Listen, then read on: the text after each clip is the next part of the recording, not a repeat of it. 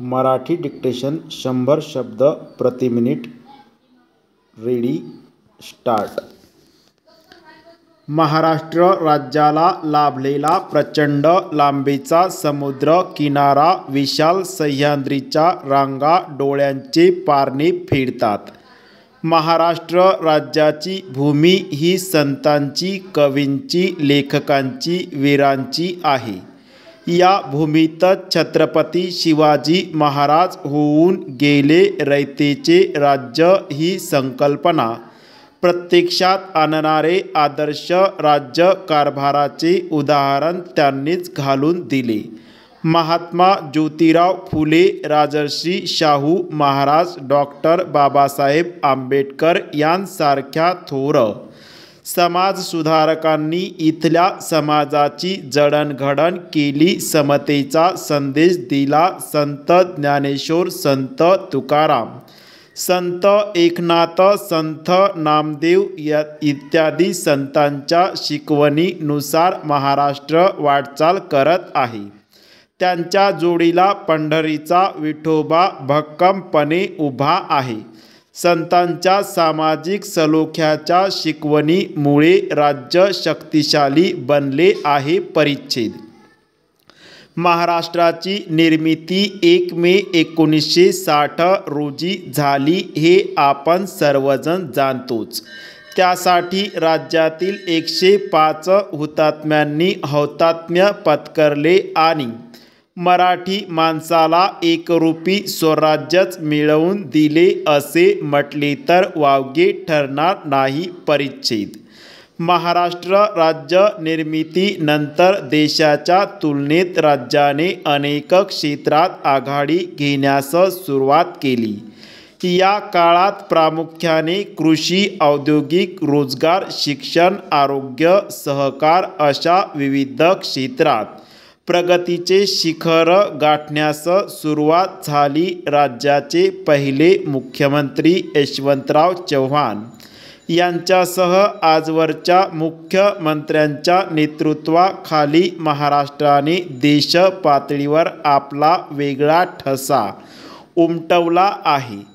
राज्याच्या निर्मितीपासून ते आतापर्यंतच्या प्रगतीचा थोडक्यात आढावा या अंकात घेण्यात आला आहे. परिच्छेद.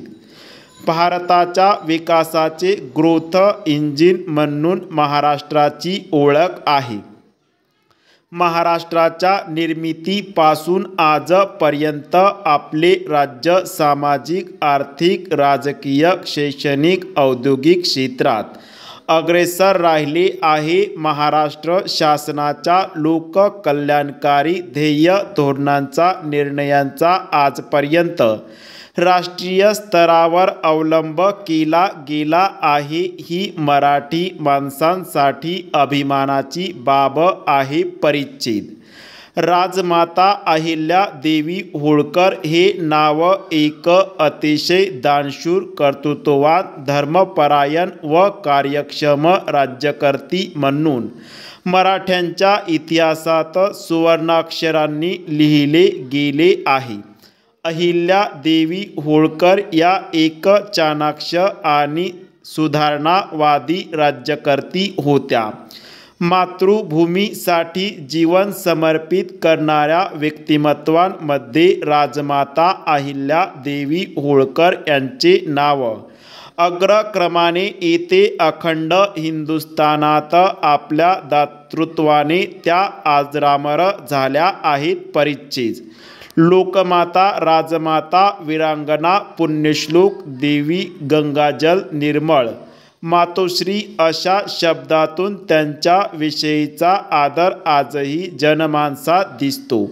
अहिल्यादेवी या धर्मशील होत्या. पूर्वीच्या कायद्यांमध्ये त्यांनी परिस्थितीनुसार काही सुधारणा केल्या.